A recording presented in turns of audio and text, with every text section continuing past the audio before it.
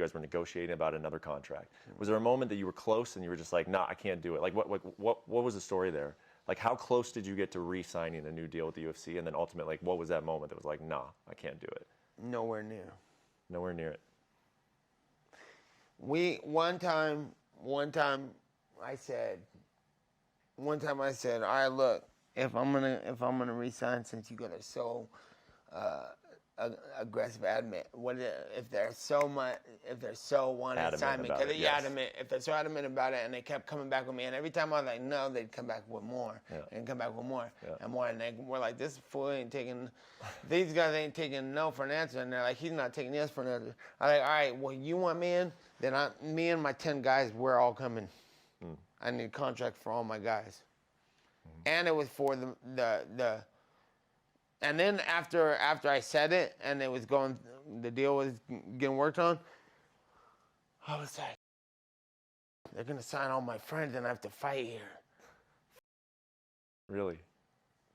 Yeah, and then they started coming back, well this guy could do the Ultimate Contender, and this guy could do, I'm like, everybody's in or I'm out. And then they're like, well, and they're doing the up and down with who can do what and what can do who. And I was like, oh, everybody's not in right now off of it? Then no, that's all, I gotta go. Because I'm calling my own shot. I'm not gonna ask in the back room if me and Adesanya gotta talk about it. That's whack. Yeah.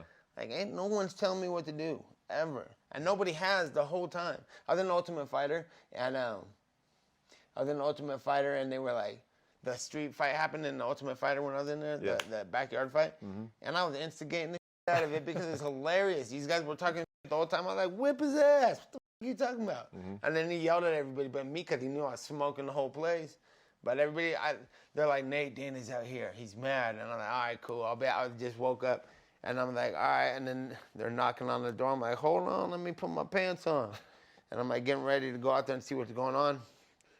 And then I'm like getting my shoes on, trying to wake up, and then Dana White, because it's been like 10 minutes now, Dana White's knocking on my door. He's like, hey, Nate, can you get out here? I'm about to talk to everybody. I was like, all right, cool, I'll be out there. Got my shit on, and I walked out. And all the Ultimate Fighters sitting there Indian style on the ground like they're in school ready to listen to the teacher. And I was like, what the f is going on out here? And then he's like, and he did a speech. People don't think we're animals because we're fun on the street, and they're like all sitting there all in trouble, and just like laughing, like, are you kidding me? We're in a fight house, and you guys are all sitting here acting like you're in trouble. Yeah. This is ridiculous. And I was like, I ain't in trouble. I'm like getting a soda in the background, like, yeah, right. What the hell? It was comedy. I was like, you guys are all in trouble because of the big street fight that I helped instigate last night. You guys got me. Send me home. I miss people at home.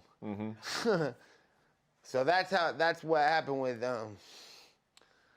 from there on out.